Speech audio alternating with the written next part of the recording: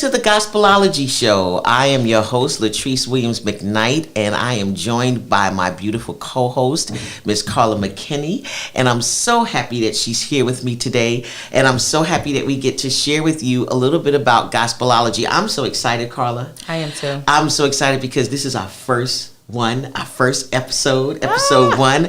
And so for this episode, I just wanted to let the people know what we do, why we do it, and what we're all about. And so, it's in Gospelology, we stem from him. And I know a lot of people we stem from him. What in the world does that mean? Well, it's STEM. STEM, which is science, technology, engineering, and math. And when we talk about the word Gospelology, I always want to help people to understand how I even came about the word Gospelology. When we have the gospel, where we have the revelations of Jesus Christ, and we have ology, which means the study of. And so when you put them together, you have the study of Jesus Christ, but we do it with a little scientific twist, right? Yeah. And so that's where we come up with Gospelology. So I'm just really excited about how we're here to teach the kids about science, technology, engineering, and math, but of course, the love of Jesus Christ. Mm-hmm. I mean, how do you feel about that? You are amazing anyway.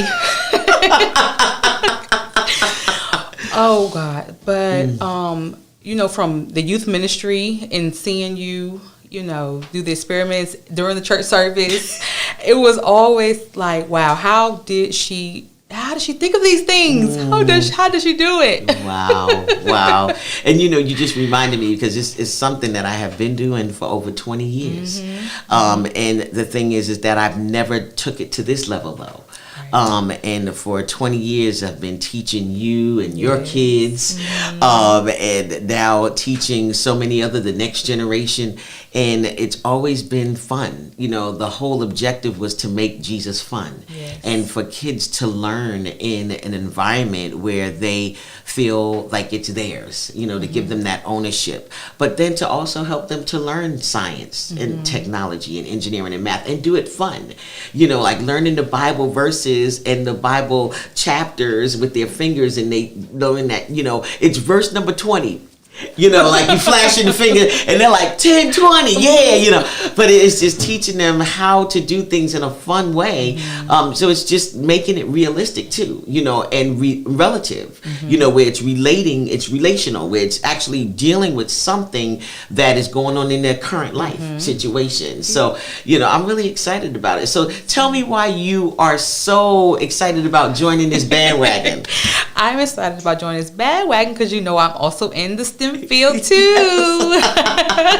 Women in STEM. And it's so exciting, and I'm so glad. And I was sharing with you when we talked. I told you, and this is not going to be like a teary thing. I'm going to do this right without crying, right? Don't make us cry. But I said that I would not have called anyone else. It was like the first thought in my head was, when you think about partnering with someone, you think about, of course, always your children. And you and my daughter Christy, Jason, all of y'all, y'all are my kids. Yes. For those of you out there in internet land who you don't know who I'm talking about, I'll school y'all in on that in a little bit. But in our youth ministry and being a youth pastor for so many years at various churches in our local 757 area, I've grown to fall in love with so many young people, and they become my children. And I was asked by our camera director and our person, how do you know all my friends? And I'm like, because I'm everybody's mama. Okay. And so it was like knowing that you have done something over the years that could have influenced some of these young people is just totally amazing. So I sit here today with one of my children as a scientist, and I have other children who are veterinarians. I have other children who are physical therapists. I have other children who are engineers, and all of these kids, and it's like, because we played. But it wasn't that you guys always had it in you. It's just sometimes you need the people around you to foster what you are inhibiting, where we can help bring it out, and to entertain it. Yes. Because a lot of people don't like to entertain craziness. Yes. And so I'm just so blessed to have been in a environment where we had pastors who actually cared, and they got children's ministry, and they let me act crazy. They did. It's so fun. Okay. It was always so fun. It's always fun, because Jesus is fun. He should be fun. And y'all can hashtag that. Hashtag Jesus is fun. Yes, I love it. And so I'm just excited. I'm excited that this being in children's ministry for probably over 40 years, starting at a very young age. My father was a pastor, and starting with him in the church, reading the books in Sunday school to the children when I was 15 years old, and then going on to school and studying early childhood education. I just knew I was supposed to be a doctor.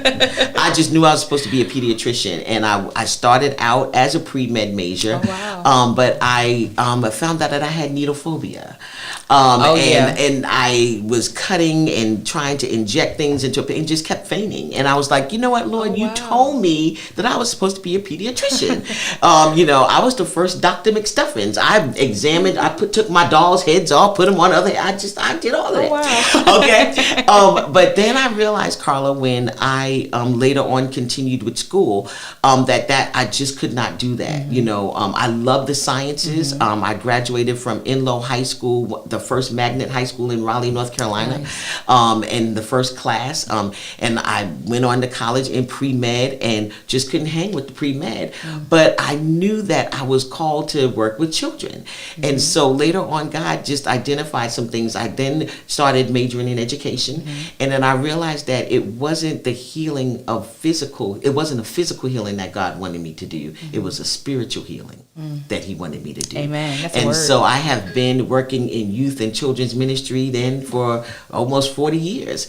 And so just knowing and understanding that, I then began to really study Christian education. So I had an amazing stint at Princeton Theological Seminary in studying youth ministry and theology. And that was the best 3 years ever. Doing what I love, and studying with other people who are passionate about youth ministry. So it was amazing. Had a great mentor in Dr. Bishop Joseph Walker in Nashville, Tennessee, who really helped me to understand college education, college ministry. So I was able to bring that back into different fields. So just learning all about this is just an amazing, and then to do the science part of it. But I'm not the science guru that people think I am. So I needed one with me. So I'm so happy that I have one here with me now. And so I can't wait for us to come back. We're going to come back in just a little bit. We're going to take a little break for our sponsors, and then we're going to come back and I'm going to finish up talking a little bit more about what the Gospelology show is going to do and how it can help your children. And then we're going to then end our show, but we want you to also join us in our next episode as we talk to Carla McKinley about why she got into the science field. So let's take a break and hear from our sponsors. Well, welcome back to the Gospelology show, where we stem from him. Yay! Yes! It is so good to have everybody back, and I'm so excited that we are here on our episode 1 talking about Gospelology and what it's all about. I'm just really excited, Carla, about what the kids are going to get.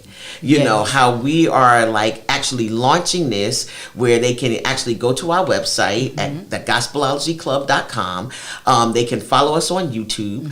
They can join our club, our Gospelology Club, where they will be getting games, lessons, activities. Carla, we even have 3D glasses for the kids to look at the games and everything like that. But we do want them to subscribe. They don't have to join the club if they don't want to, but the club has its benefits. Okay. Definitely. But they can subscribe, and so they can make sure that they can hear that bell every time when the Gospelology show comes on, because we have the show where the kids are going to be learning not just STEM, but they're going to be learning about great African American scientists, and they're going to be learning about how Jesus did so many amazing miracles, and they're going to be learning how they too can be Jesus's forever friend. And so I'm just so excited about all of the things that the kids are going to learn, and all of this through having fun with Jesus. So it's just, I just want y'all to do that. I want y'all to hit subscribe. I want you to follow us. I want you to hit us up with any questions, any science lessons that they may want to see. Definitely science lessons. Yes, because we'll try whatever. We will Anything. We will try whatever. Okay. So I'm really excited about that. So, but what are you excited about? And what would you want to ask? You know, you are my youth minister. Yours truly. So, what made you want to make this a production? How did you get the logo and all of this scientist background? What made you think of this? Wow, you know, my brain, I think my brain goes on override, and it's always been in my head. I've always seen this. Wow. And I can't remember when I didn't. Like I was sharing with you before, like I knew that I was supposed to be in the medical field. I just felt that that's what God wanted me to do from the very beginning. When I had a dollhouse, like I said, and all my little dolls were my patients, and I literally fantasized about being a pediatrician or a veterinarian, you know, where I was actually helping, you know, animals and things like that. I was always helping. I have a servant's heart, which is one of our core values here, service. And then I had such a strong faith. Which is another one of our core values, where I believed in God and I believed in Jesus. And I was a Sunday school teacher. My dad was a pastor. My mom is a minister. My grandmother was an evangelist. So like everybody in my family, church was such a high value, and faith was which was high value in our home, that I always knew that I would be doing something in church. Now, when it came to the sciences, because I loved it, I'm just a firm believer in doing what you love to do. Yes. And so I felt like, why can't I just bring what I love to do to church? Yes. And so I just always remembered doing some type of activity with the kids, whether it was an arts craft or something that tied in with the lesson. My thing was, I love science. So why can't I do a science project with the kids and then bring the gospel of Jesus Christ into it, so they're learning everything? So as far back as I can remember, Carla, I have been doing this and I've seen it. You know, and I guess with today being what it is today and our new normal, it's now easier for me to podcast and, you know, get the information at YouTube and videos and TikTok and all of those things, because, you know, you don't even think about those things back then. You know, I was like just trying to get the papers together and write it down on a piece of paper and make a copy or whatever. But now it's we have the capacity to reach thousands of children, millions of children. You know what I'm saying?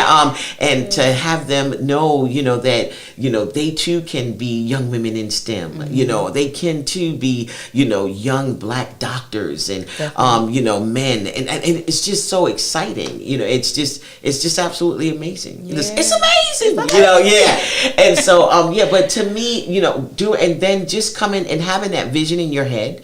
And I tell people all the time, you have to have a vision in order to achieve what you're going to do. Because if you don't have a vision, first of all, you'll perish. Not meaning you'll die, but it just means that you won't be able to function. You know, because you have to know, you have to see where you're going. It's just like being blind. Okay. If you can't see, you have to have some type of guidance. Okay. So for me, I seen this, and so when I seen it, I just put it together. And here we are. And here we are. And we are here. We are deep. We are deep. We are really here, right? Yes. We are really here. So I'm really excited about it. But yeah, really excited. Really excited about it. So I'm just really curious to know, as far as individuals out there, when I'll ask you this: when you think of joining the two together, science and religion, do you think in a negative way, or do you think maybe in a positive way? Is it because maybe we're Christians that we may think this way? What do you think? You know, I do think we're a little biased because we love the Lord. So without him, there would be no science. Okay. So I don't do the Big Bang Theory. You know, so without him, there is no science. So I am elated. Like I said, I've been watching you do this, and I'm so honored to be a part of it. I'm glad I'm on board, and we're gonna roll up our sleeves. Yes, and get to go, Hit get the to ground work, running. right? Hit the ground Absolutely. working, hit the ground running. And one of the things, like you said, as far as the Big Bang Theory, I shared with someone who had asked me that same question about that particular theory, and I said, for me, it's like taking a handful of marbles and throwing them in the air and then watching them fall. They don't align themselves. No, they don't. And if you think about the planets, and you think of how they're aligned, and how the sun, the way it rotates, and how it surfaces the earth and the planets, and there's no way in the world that you could just have something go boom, Right. and they line up like that. You know what I'm saying? Never in a million years. They don't work like It that, doesn't. And so that, for me, that's how I think. And so I just know that there is a God. And I just Absolutely. want kids to see the beauty of him in natural resources and all of these awesome chemicals that we're about to play with, right? And so, Definitely. and then realize that everything has a reaction. Everything has a catalyst, right? Yes. But there's always transformation that can occur. But you have to have God in your life, Absolutely. And so I'm just excited about sharing those things with the kids. And so we're going to do this. Okay. Well, guys, I want you guys to tune in into our next episode where we'll be talking to Carla McKinley and find out a little bit about her and why I call her my little science genius and also atomic mahogany. You guys are going to tune into, you're going to hear about that next week when we come back. So remember to come and join us here at the Gospelology show, where we stem from him and we teach the gospel of Jesus Christ with a little scientific twist. All right, we'll talk to you soon. God bless everybody. Bye-bye out there in internet land.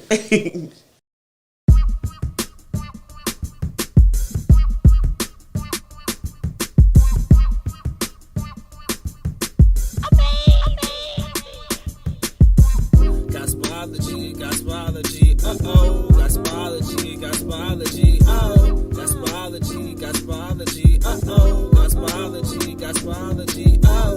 Gospelology, uh-oh. Gospelology, oh. Gospelology, uh-oh. Gospelology.